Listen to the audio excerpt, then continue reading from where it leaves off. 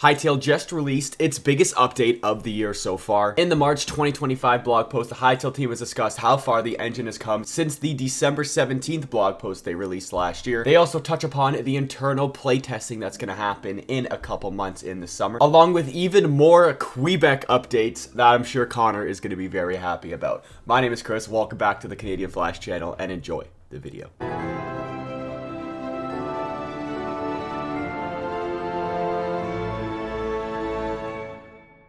The Hytale team starts off this blog post really strong with their engine progress, and in this first clip right here, you could already see that the team has been working a lot in the background, and right now they say that you could see one of their test scenes shifting from night to day with marked improvements to the trees, branches are back, shadow mapping, and skybox. This is a massive improvement to what we saw in the last blog post, because last time there were no branches on trees, everything didn't look as shaded as nicely, and you can see already in 3 months, like I said, this is March, last time they spoke about the engine was in December of 2024. You can see all of these atmospheric improvements and the lighting improvements, and it looks really nice. And obviously you guys can see the video playing in the background right now. And you can see in this next clip here, this is a 12-second clip of a player flying through Orbis, and I guess this has to be in quotation marks zone 1 right now, because a little bit later on we'll talk about that. But right now you can see this player. This is actually a really cool clip of a player just flying through zone 1. There's not much to look at. I mean, obviously there's the trees and whatnot,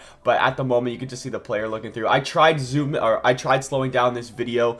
I didn't see anything hidden. If you guys see something that I didn't see, let me know in the comment section. But yeah, it's just a video of somebody going through what I would assume is a typical forest in Zone 1. I do want to point out, though, that the flying animation does look pretty neat. It kind of just looks like the player's hands and feet are just kind of getting pushed back by the wind, which I think is really cool. And also the way they land is also really cool as well, because they put their hands up on the way down like you're actually falling. Just little touches like that I think are really cool. Next, the Hytale team talks about their internal playtesting in 2025. They said over the years that the Hytale engine has been in redevelopment. They've relied on various forms of prototyping to continually push designs of the game forward. And they also mentioned that it's very exciting that they can have these systems in the game for the internal playtests that are happening in 2025, starting with the fundamentals like system core movement, block placement, combat, crafting, and supported by a fresh approach to the inventory and the hotbar. So I want to see some inventory and hotbars now, because I mean we've only had the same one since I believe 2018.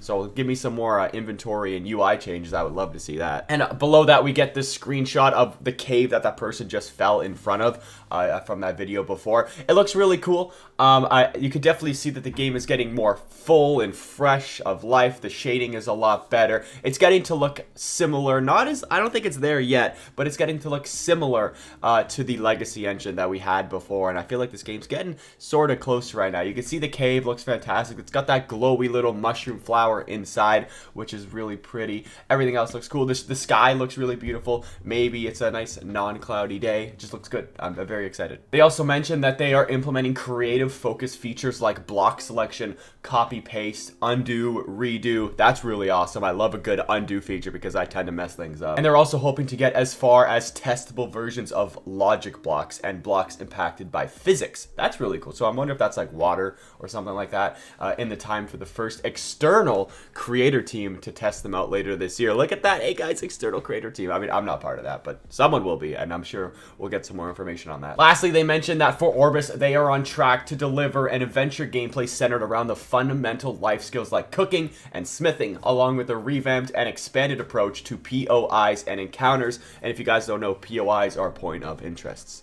And below that, we get this nice, beautiful screenshot that I'm sure you guys have seen on screen for a couple minutes or a couple seconds now of that same player who's flying around just in a nice little, not pano, but a nice little like broad screenshot of Zone 1. We got those yellow trees. Don't know what type of tree that is. We got the light green trees. We got the dark green trees. It's just very pretty. Now, I mentioned this a little bit earlier, and it was something about the zones in Hytale. And if you guys don't remember, a couple of months ago, or maybe a year ago now, it's been a while, they mentioned that Zone 4 isn't really part of the base game anymore. It's really just Zone 1, Zone 2, Zone 3. But now there's an update on top of that update that we got last year. The team mentions that they're hoping to deliver our first several revamped regions, not zones anymore. They are called regions. Regions have replaced zones as the way they approach designing each part of Orbis. Keep in mind, it has been zones since the beginning. Zone 1's the Emerald Grove, Zone 2's the Howling Sands, Zone 3's Borea, Zone 4's the Scorched Ruins. We don't know what Zone 5 and Zone 6 are, but we assume Zone 5 is about lightning, Zone 6 is about void. But now, listen to this. Each represents a collection of 3 to 5 biomes with a cohesive theme that ties gameplay, creative direction, and narrative together. Regions are smaller than the old zones, but there are more of them. And this, in the finer degree of control, allows us to give every part of the world a stronger sense of identity. I won't lie. When I read this for the first time, because this is not the first time I'm reading this, I was a little shaken back of it, honestly, because I've predicted many things about the zones in Hytale. It was one of the core aspects of the game that I really wanted to experience and enjoy with my friends. Now that it's just more of a region and it's just kind of, there's multiple of them. So there's many Zone 1s, many Zone 2s, many Zone 3s, or I guess they're regions now, whatever you want to call it. I don't know how I feel about that. Obviously, it's going to grow on me. I'm going to need some time to process it. But yeah, I mean, everybody said that. We've said this so many times that people just, what zone do you want to spawn in? What zone do you want to build your house in? Well, they do further touch upon this, and this is for the what used to be Zone 1, which we knew as the Emerald Grove. Now it's called the Central Grasslands. First of these, the Central Grasslands, represents the heart of what was once Zone 1. Here, players can find open prairie dotted with sparse forests and rocky outcrops. Rich in resources, this is the place where many journeys on Orbis begin. Chorks make their homes here too. Let's hope Orbis' most dangerous monster hunters have their eyes set on bigger targets than our newly arrived adventurers. So it does seem like they are going to be keeping the same theming of Zone 1, Zone 2, Zone 3 as Region 1, Region 2, Region 3. I'm going to call it that. I don't really care.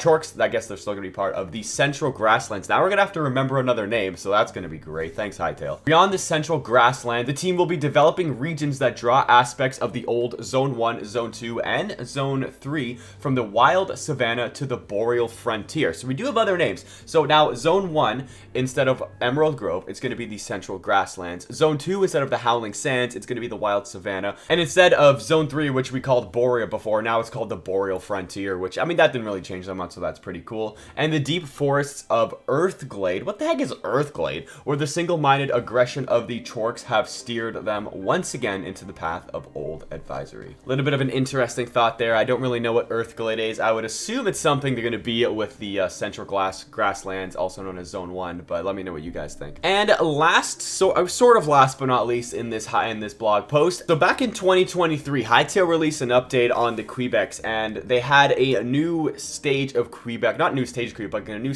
look of a Kweebec tree singer. And then, apparently, they intentionally skipped over a brand new stage of the Kweebec lifestyle. You can see in an image here, there's a bunch of different types of seedlings, bunch of different types of just regular Kweebecs. I guess everybody likes their own different hairstyles for Kweebecs, and that makes sense because pretty much every leaf, every tree is completely different. Kweebecs begin as seedlings dropped from branches of the elders that reside at the heart of the village. Like real seeds, young Kweebecs contain a lot of potential, and seedlings are particularly energetic, rushing around and often getting themselves into trouble. As they get older, this exuberance matures into eagerness for adventure. Young Kweebecs roam beyond their villages in search of new skills and knowledge, learning about themselves in the process. These are the Kweebecs you already know. Youthful tree folk on their way to becoming rooted elders or sage tree singers. But they skipped a step. When young Kweebecs return to their villages, they mature in a form that reflects all they have learned about Orbis and themselves in the course of their adventures. Taking on new responsibilities, they become artisans, cultivators, and sometimes warriors that their village needs. So basically, put it this way, it's basically kind of like an anime. So a Kweebec just kind of leaves its village all weak and boring, and then it comes back as an absolute machine, and I guess like they said, as an artisan, as a cultivator, and sometimes a warrior. And you can see in these screenshots below, there are many different types of Kweebecs here. You can see the warrior ones. I would assume those are the ones on the top, the ones with the shield and the sword. Maybe those are the Razor Leaf Rangers. Those are the ones that found the hidden dungeons, like I said in those animes, and became stupidly overpowered. Then there's those other ones like the cultivators, the artisans, the boring Kweebecs, let's put it that way. Obviously, the fighting ones are the cool ones. These ones, they look pretty, I mean, they're cool, obviously. I'm not going to say they're boring, but like, I mean, they're not as cool as the fighter Kweebecs, let's put it that way.